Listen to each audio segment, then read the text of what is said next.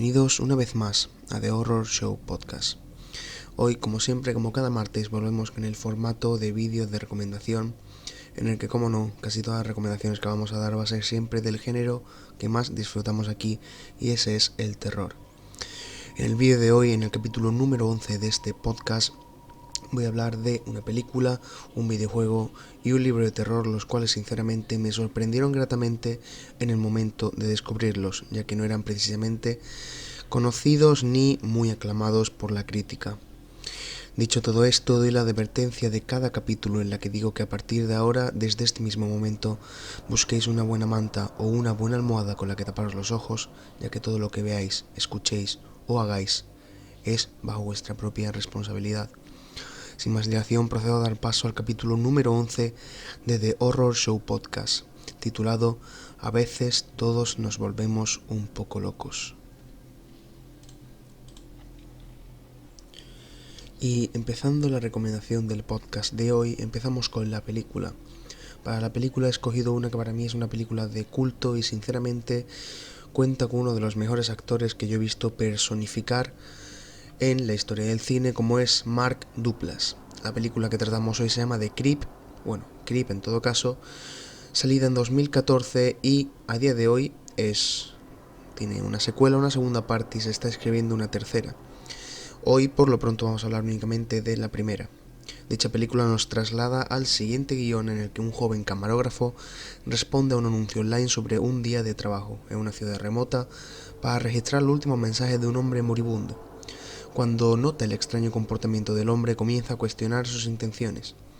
Este hombre que va a filmar no es nada más ni nada menos que Joseph, interpretado por el propio Mark Duplass, que es guionista de esta película, y el que sostiene la cámara es Aaron Patrick Bryce, el propio también director y co-guionista. Sí, la película es así de barata, y también gran parte de esto genera que sea tan efectiva. Tanto para el que estudia cine como para el espectador, esta película puede resultar muy aprovechable para verse y para sobre todo entender que con muy poco presupuesto y buenas ideas se logra una película encantadora. Solo una localización para esta película, que es la casa, una cámara y un gran actor como Mark Duplass, logran entretenernos y asustarnos a partes iguales durante toda la película. Esta película se basó en una serie de conversaciones entre Patrick Bryce y Mark Duplass, y la gran mayoría de la película fue improvisada. Esto eventualmente generó a que pase de ser una comedia psicológica negra a una película de terror psicológico al más puro estilo. Obviamente todo esto se logró tras tomar diferentes consejos de amigos tanto de Patrick Bryce como de Mark Duplass. También se considera que para esta película hay 3 finales alternativos, aunque solamente se llegó a esbozar el de la propia película. Lo que yo creo que logra esta película sobre todo es ir aumentando la intensidad de lo extraño en los sucesos que van ocurriendo hasta el final estremecedor y que te va a hacer pensar ¿qué cojones acabo de ver? Literalmente te puedes quedar así. La originalidad es un ingrediente importante tanto en esta película como en su secuela, y hace que la historia tenga un sabor nuevo en el género de terror que tanto ha sido explotado, otorgando humor y una mirada estremecedora a un personaje tan aterrador como real, ya que en esta película vemos como Mark Duplass, Joseph, es una supuesta persona moribunda, pero que poco a poco empezamos a ver cómo se gestiona a una persona completamente enfermiza y loca, la cual está dispuesta a hacer cualquier cosa para acabar con el camarógrafo. Entonces, la típica película de cámara en mano, pero llevada a una exponente y a una forma muy diferente de tanto de exponerla como de explicarla. Y es, creo, lo bueno y la salsa que tiene esta película. Las razones para verla son la particularidad que tiene la historia, ya que con una cámara en mano, que no molesta, tiene una actuación muy extravagante y muy entretenida obviamente, de nuevo repito, de Mark Duplass, con el personaje que representa. El suspenso que emplea la película pone nervioso a cualquier espectador, y además las sensaciones que te deja te erizan la piel, desde aquella máscara de lobo, la cual veréis llevar a uno de los protagonistas, hasta solamente con ver los ojos de Joseph, el extraño personaje al que no puedes dejar de mirar. De esta película no hay prácticamente ninguna curiosidad, ya que, como bien os he dicho, ha pasado muy desapercibida a lo largo de los años, pero sin embargo, a mi punto de ver, tanto la primera como la segunda son cine de culto, de terror y muy entretenida de ver, merece completamente la pena. Es una película que no baja el nivel, se mantiene todo el rato, no abusa de jumpscares ni sustos rebuscados, sino que todo lo que hace lo hace con un sentido y con una particularidad. Y es quizá lo que me gusta de esta película. Y vuelvo a repetir que posiblemente he visto pocas actuaciones tan buenas a la hora de encargar a un personaje con tanto problema psicológico como es Joseph. Y cierto es que Mark Duplass lo hace a la perfección. Y sinceramente también me llega a parecer raro o impresionante que este hombre no haya tenido más papeles en el cine de terror en general, ya que bueno, no lo hace en absoluto nada mal. Y en esta película se nota mucho que tiene calidad para ser un actor de mucho renombre, pero algo habrá por lo que no lo es. Dicho esto, espero que os haya gustado la recomendación de la película. No tiene siquiera ningún tipo de curiosidad, únicamente tiene eso. Pero bueno, poco a poco tampoco podemos hacer mucho más. Voy a pasar al videojuego que he escogido para el podcast de hoy. El juego del que procedo a hablar hoy es Fran Bow. Este juego yo no lo conocía, pero sin embargo gracias a mi pareja, la cual no es la primera vez que me da un juego o alguna recomendación sobre algún caso de los cuales yo he traído a mi canal, me recomendó este videojuego y yo sinceramente, viniendo de ella, me fié y sinceramente puede ser de los mejores juegos, o al menos de la mejor historia que he podido jugar en muchísimo tiempo. Fran Bow es un videojuego de aventuras de terror psicológico indie y dicho videojuego fue desarrollado y publicado por Kill Monday Games en 2015. El juego es un point and click y de aventura, el cual implica buscar varios objetos en el mundo del juego para combinar y utilizarlos para solucionar diversos puzzles. Y también una parte es hablar con muchos personajes para aprender más sobre dicho mundo y sobre todo ver cómo progresas. También este pequeño juego cuenta con algunos minijuegos dentro del mismo. Y la historia de este videojuego nos lleva de la siguiente forma a 1944 y cuenta la historia de Fran, una niña de 10 años que lucha con un desorden mental después de presenciar el violento asesinato de sus padres. Después de ser encontrada sola en el bosque, Fran es encerrada en el asilo Oswald y separada de su gato y único amigo, el señor Medianoche. Bajo el cuidado del psiquiatra, el doctor Marcel Dirm, Fran toma una medicación extraña que causa alucinaciones vividas de un mundo paralelo lleno de figuras oscuras y criaturas extrañas. Decidida para huir de su encarcelamiento, encontrar su gato y volver a casa, Fran es capaz de entrar a este mundo y alterar su entorno de modo para que pueda huir. A lo largo de su viaje intenta descubrir quién es el responsable de la tragedia de sus padres y en camino a casa, Fran descubre una tierra extraña llamada Itersta, donde los vegetales y las raíces viven en armonía.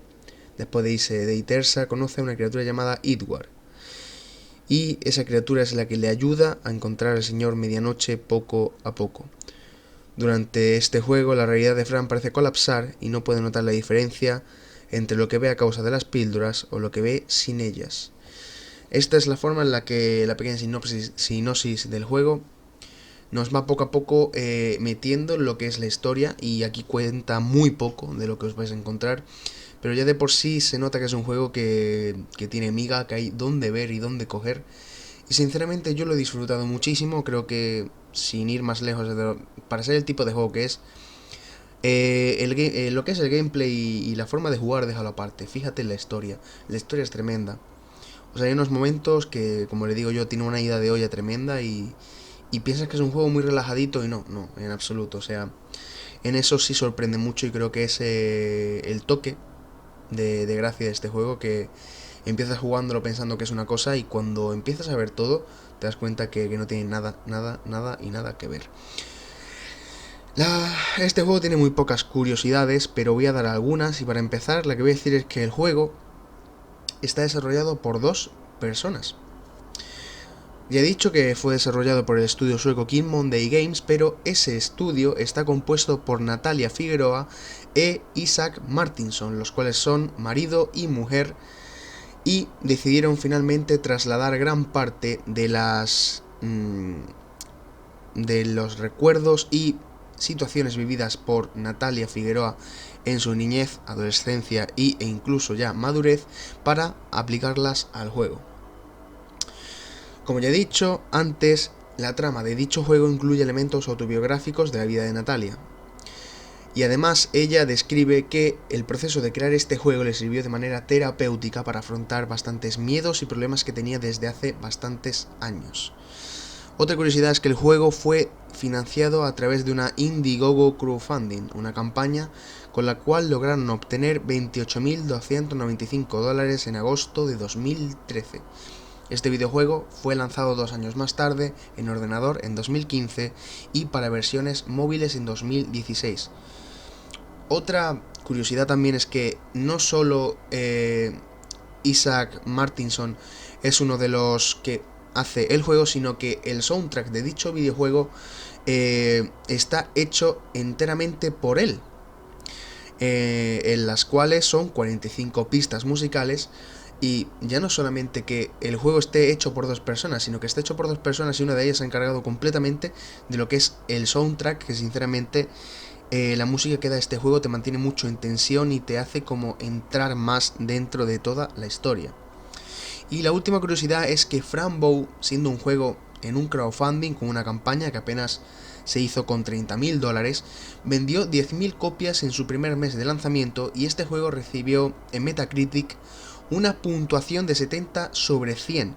Recordemos que Metacritic prácticamente es de los mejores sitios web de críticas para juegos prácticamente del mundo y recibió sinceramente un 70 de 100, que es una burrada para, recordemos, un juego que es un point and click de buscar, combinar cosas, pero vuelvo y repito, este juego no se basa en su jugabilidad, sino en la historia.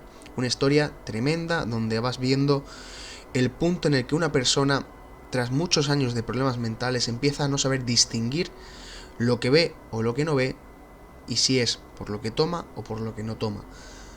Va más allá de eso, yo solamente os pongo la punta del iceberg, o sea, cuando empecéis a ahondar vais a quedaros flipando. Sinceramente le agradezco mucho a mi novia que me lo recomendara, porque sin ir más lejos, de los mejores juegos que yo he podido jugar en el ordenador de este estilo en mucho tiempo. Y dicho esto, espero que os haya gustado la recomendación del juego de hoy. Sinceramente, descargároslo, dadle una oportunidad, jugároslo, porque merece enormemente la pena. Y yo sinceramente lo digo, es un juego muy bueno. La historia te vas a quedar con ganas de más. Sinceramente, yo ojalá saquen un Frank Bow 2, pero la historia es muy buena.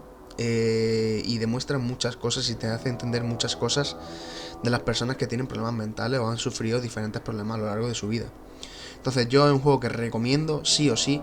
No es el típico juego que os he recomendado en casi todos los podcasts, pero es un juego que merece la pena jugar y disfrutar, y eso sí, siempre con unos auriculares y con todo apagado a ser posible.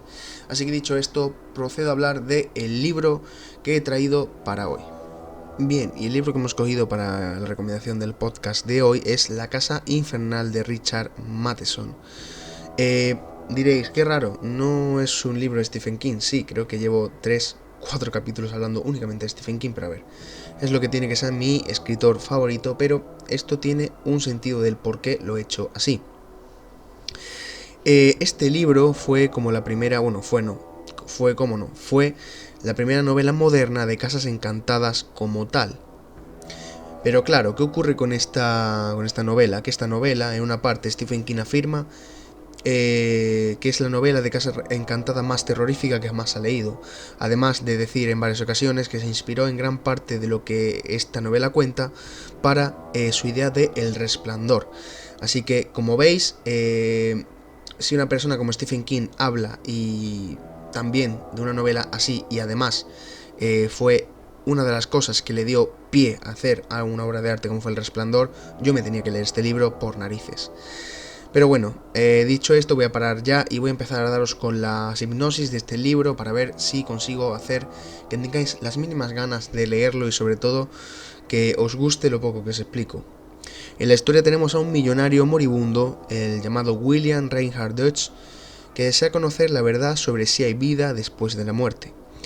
Para ello, usando sus vastos recursos, crea un equipo de parapsicólogos y mediums para intentar descubrir los misterios que se esconden en la temible Casa Velasco.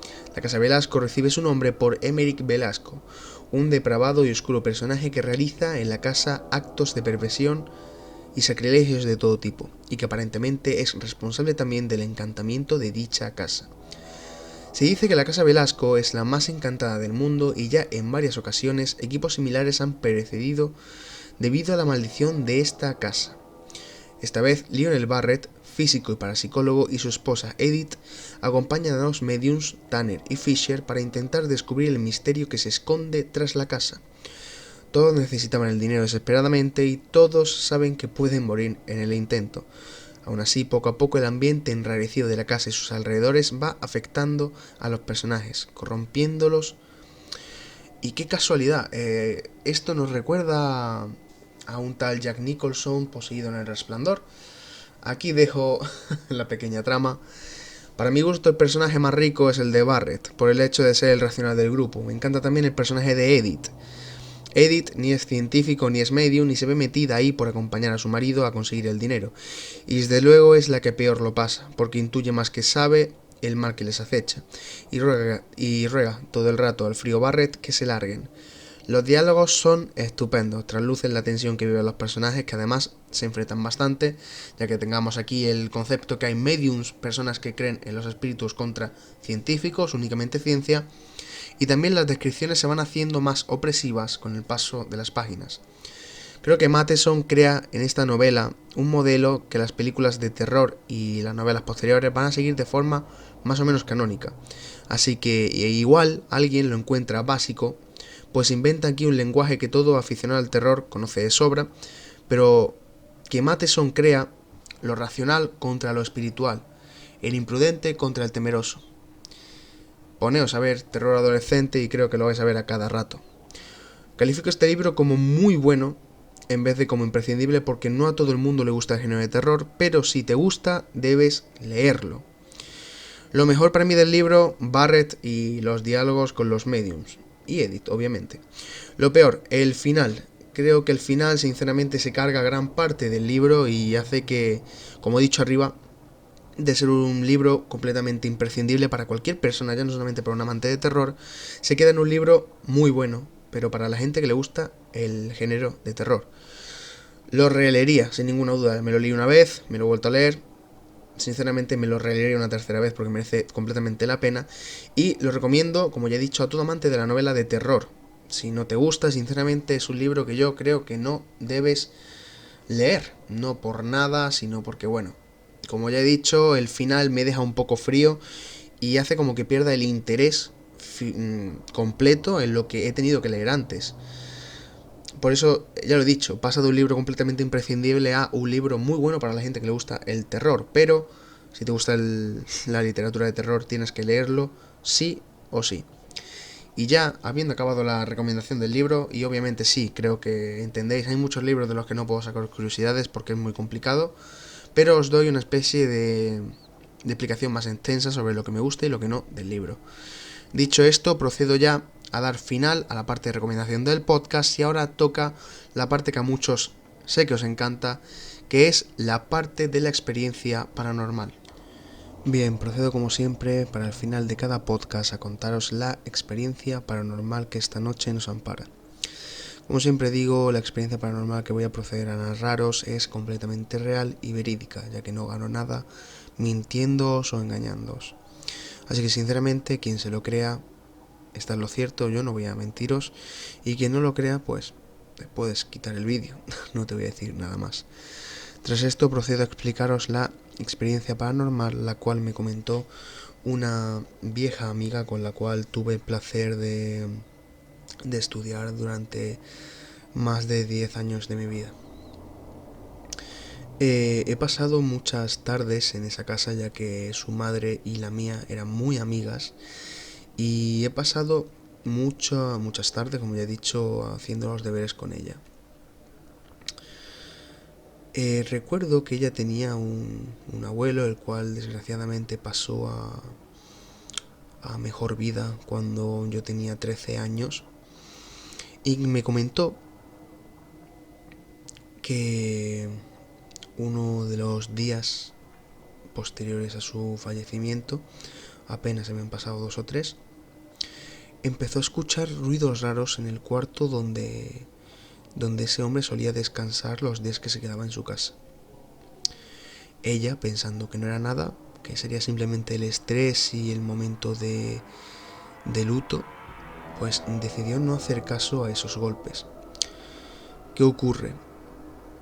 Lo malo es cuando todo empieza a intensificarse de forma que ya, más que golpes, parecen puñetazos a la puerta y el pomo intentando abrirse.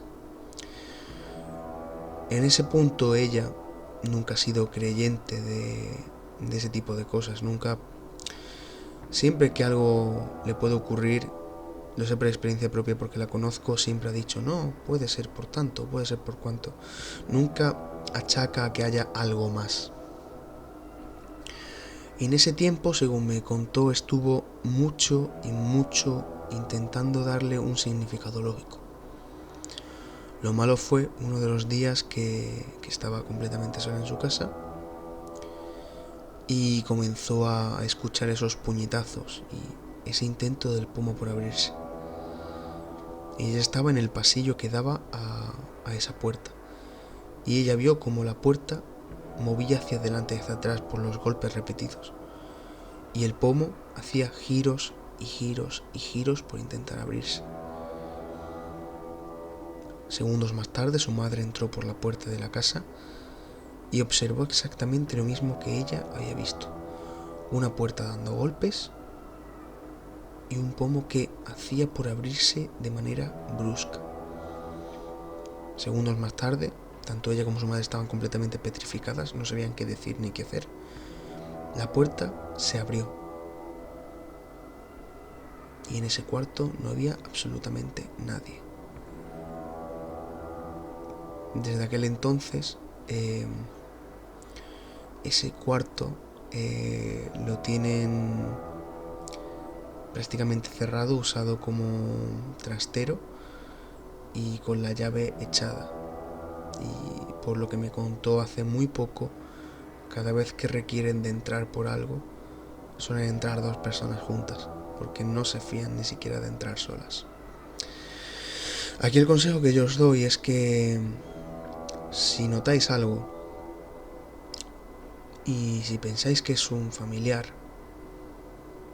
sinceramente nunca es bueno ignorarlo.